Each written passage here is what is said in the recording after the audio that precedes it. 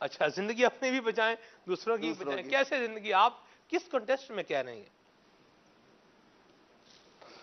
جیسا کہ آپ نے گفتگو کی کہ اپنی فیلڈ کے اعتبار سے، تو آج کل گلی گلی کے اندر جو ہے نا طبیب، 2 نمبر قسم کے جو طبیب ہوتے ہیں، حکیم سبھی کہہ لیں.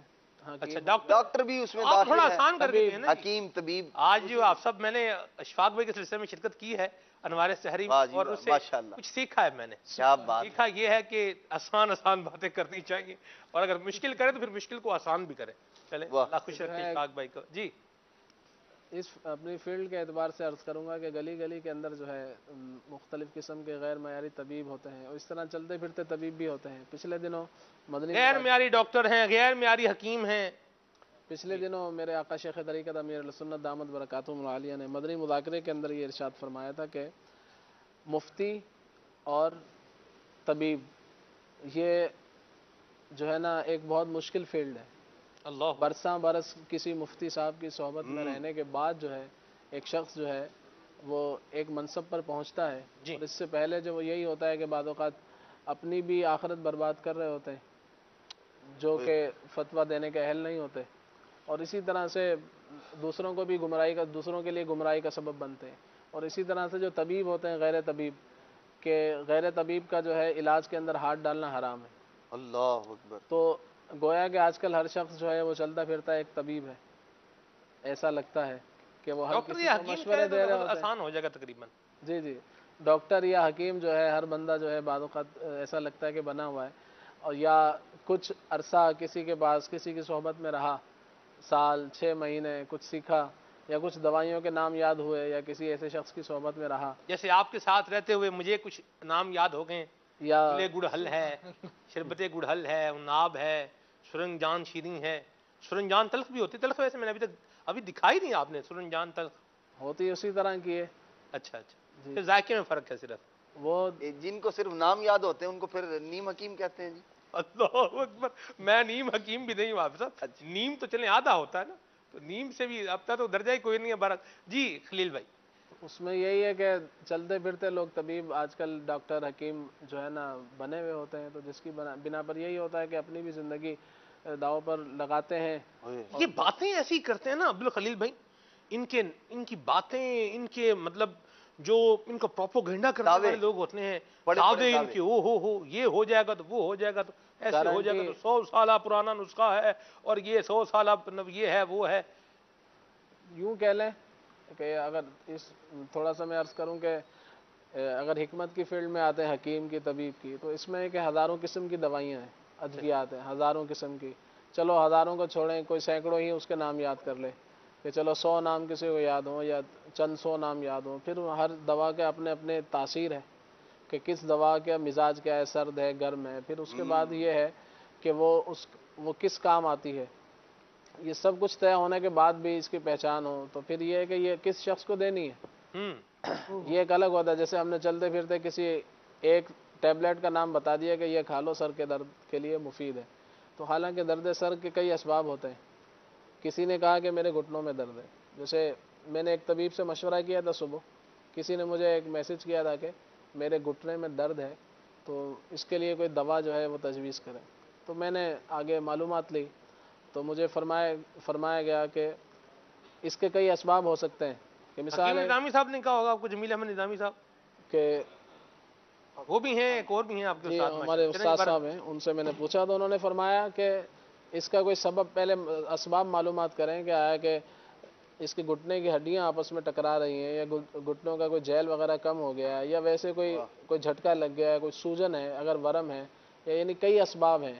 تو اگر ایسے کوئی شخص ایسے ہی دوا دینا شروع کر دے یا دوا لینا شروع کر دے، تو اپنی بھی زندگی خراب کرتا ہے، دوسروں کی بھی کرتا ہے. یہ اپنی زندگی کیا خراب کرتی ہے؟ اپنے تو چلے جس نے بھائی، اگر ایک بندہ دکان کھول کے بیٹھ گیا ہے، وہ پڑیاں پھکیاں جو ہے وہ بنا کے ایک ہی پھکی جو ہے وہ سب کو دے رہا ہے، کوئی شفا یاب ہو رہا ہے، کوئی ٹھیک ہو رہا ہے، کوئی بیمار ہو رہا ہے، اس کی جیب میں تو پیسے آ ہی رہے ہیں نا. اپنی زندگی آخرت کی تو خراب کر رہا ہے، اصل زندگی تو آخرت کی ہے. یہ بھی حضور خراب ہو جاتی ہے. وہ کو بندہ وہ کہے نا، چورا نو پہ کے مورا نو اگوں، اور کچھ جیسے شیر کو سوا شیر کو ٹکر جائے نا، تو پھر وہ جوتے الگ مارتے ہیں، اور پھر وہ ہے مارتے کم اور گھسیٹتے زیادہ ہیں. یہ بھی کبھی کبھار معاملہ ہو جاتا ہے. ہمارے لیے یہ مدنی پھول ہمارے امیر اہل سنت دامت برکاتہم العالیہ کا کہ اگر حدیث پاک میں بھی کوئی علاج بیان کیا گیا ہے جی تو اس کو بھی طبیب کی اجازت کے بغیر استعمال نہ کیا جائے. صحیح. اب حدیث پاک میں بیان کیا گیا ہے تو اس کی بنیاد پر بھی لوگ جو ہے آگے اس کے حوالے دے رہے ہوتے ہیں. حالانکہ وہ جو شخص اس کو استعمال کرے گا آیا کہ وہ اس کے موافق اس کے مزاج کے حساب سے موقع محل کے حساب سے آیا کہ آب و ہوا کے اعتبار سے اس کی جسمانی کنڈیشن کے اعتبار سے اس کے لیے فائدہ مند سود مند فی الحال ہے یا بعد میں ہوگا نہیں ہے. تو یہ سب چیزیں ہیں کہ آج کل کم از کم جو ہے جو طبیب نہیں ہے اس کو مشورے دینے سے جو ہے نا وہ گریز کرنا چاہیے. اور اسی طرح سے جو پڑھی پڑھائی کچھ دوائیاں ہوتی ہیں یا کہ معلومات کی ہوتی ہیں تو کسی کو آپ نے بتایا یوں کہہ لیں کہ 999 پر اگر ایک دوا نے کام کیا تو آپ یہ نہیں کہہ سکتے کہ جو آخری شخص ہے جو 100واں فرد ہے.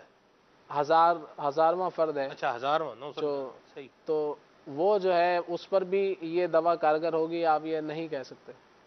صحیح. تو اس لیے واہ جی واہ. اس پر جو ہے نا احتیاط کرنی چاہیے کہ اپنی بھی زندگی بندے کو بچانی چاہیے اور دوسروں کی بھی زندگی سے نہ کھیلنا چاہیے. اور خواہ وہ کوئی بھی فیلڈ ہو تو جب تک ایک فیلڈ میں جو بندہ ماہر نہیں ہے تو اس کو جو ہے اس حوالے سے کوئی مشورے دینا جو ہے قانوناً بھی اخلاقاً بھی اور شرعاً بھی منع ہوتا ہے. صحیح ہے. تو یہ اس طرح کے کاموں سے بچنا چاہیے. بعض اوقات ہم کچھ ایسا جو ہے وہ دیکھ لیتے ہیں کہ چلو گلی محلے کی بات ہے جو بھی ہے تو ڈاکٹر بھی چوز کریں تو صحیح چوز کریں. ایک شخص صاحب سر وہ بھی یوں ہی کسی گلی محلے کے اس کے پاس چلا گیا. اس کو نا اس نے کہا چلیں آپ کو درد ہو رہا ہے میں آپ کو ٹیکا لگاتا ہوں.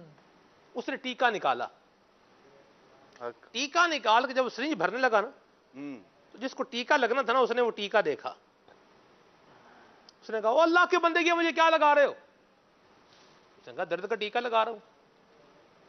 اس نے کہا یہ تو جانوروں کو جو ہے درد میں لگانے والا ٹیکا ہے انسانوں کا تو ہے ہی نہیں. اصل میں وہ جو گیا ہوا تھا نا وہ ویٹرنری ڈاکٹر تھا. وہ جانوروں کا ڈاکٹر تو تھا لیکن وہ جدھر گیا ہوا تھا وہ آگے وہ بیچارہ وہ نہ جانوروں کا ڈاکٹر تھا نہ انسانوں کا ڈاکٹر تھا جس کے بعد وہ چلا گیا تھا. تو یوں بیچارہ بچ گیا. ورنہ اب آپ دیکھیں کوئی بھینس کا ٹیکا بتا اگر کسی انسان کو لگا دے بھئی کسی کیمرہ مین کو بھینس کا ٹیکا لگا دے جو بھینس کو لگاتے کیمرہ مین تو بیچارہ ہم نے ڈھونڈتے ہی رہیں گے کہاں گیا ہے. اچھا کیمرہ مین ہمارا جائے گا تو گھر والے لگ بدوائیں دیں گے بھئی کیا مطلب ہمارا بچہ ہی جو ہے پورا کر دیا اس کو بیمار کر دیا. اللہ ان کی حفاظت فرمائے. آپ صحیح کہہ رہے ہیں. ہاں یہ بھینسوں کے ٹیکے جانوروں کے ٹیکے اور دوائیاں جو ہے نا یہ ایک خاص موقع پہ ملتی ہیں لیکن اس طرح کے لوگ جو کام کرتے ہیں ان کو بھی یہ کام نہیں کرنے چاہیے اور کوئی عقل کے ناخن لینے چاہیے. زندگی بچائیں. ایسی بربادی اور ایسی مطلب حرام کاری کر کے جو رقم کمانے سے بہتر ہے بندہ بھوکا سو جائے. یہ حرام طریقے سے رقم کمانا تو الگ بات ہے. حضرت خواجہ نظام الدین اولیاء رحمۃ اللہ تعالی علیہ آپ کی والدہ ماجدہ نے کہا بیٹا قرض لے کر اپنی خواہش پوری کرنے سے بہتر یہ ہے کہ بھوکے رہنا فاقہ کر لینا. یہ اولیاء کرام کی مائیں ان کو سکھا گئی ہیں اور یہاں شرم ہی نہیں بندے کو آ رہی کیا کر رہا ہے کیا کما رہا ہے کدھر سے لا رہا ہے. یوں ہی حافظ صاحب دھوکے سے بھی زندگی کو بچانا چاہیے. دیکھیں زندگی ہے وہ ہے نا 4 دن کی چاندنی ہے پھر اندھیری رات ہے. 4 دن کی چاندنی ہے پھر اندھیری رات ہے. اللہ بچائے. اللہ ہمیں اندھیری رات سے بچائے. عاشقان رسول کا تو معاملہ یہ ہے قبر میں لہرائیں گے تاج چشم نور کے جلوہ فرما ہوگی جب طلعت رسول اللہ کی. یہ تو حضور کا جب کرم ہوگا تو قبر میں انشاءاللہ عاشقوں پر رحم ہوگا. اور یہ اگر بدکاریاں کرتے کرتے اور دھوکے کرتے کرتے اور فراڈ کرتے کرتے اور حرام طریقے سے جو ہے وہ دولت اکٹھی کرتے کرتے زندگی گزار جو پھر اندھیری رات ہے نا حافظ. بالکل یعنی جو شخص ظاہر سی بات ہے کہ اس طرح کا کام کرنے والا ہے وہ اپنی دنیا کو بھی داؤ پر لگا رہا ہے اور اپنی آخرت کو بھی داؤ پر لگا رہا ہے. اور پھر بعض اوقات نہ ختم ہونے والا جو گناہ کا سلسلہ ہے گناہ جاریہ کی جب صورت ہوتی ہے تو پھر یہ اور زیادہ بندے کے لیے آزمائش کا اور آخرت کے اندر جو ہے وہ اس کی امتحان کا باعث ہوتا ہے. اس لیے بندے کو چاہیے کہ اللہ تبارک تعالیٰ کی رضا والے کام کرے. اور دیکھیں جو اللہ تبارک تعالیٰ نے رزق بندے کے ذمے جو لکھا ہے اس کے لیے وہ اس بندے کو مل کے رہنا. یہ اللہ تبارک تعالیٰ کا فضل ہے کرم ہے.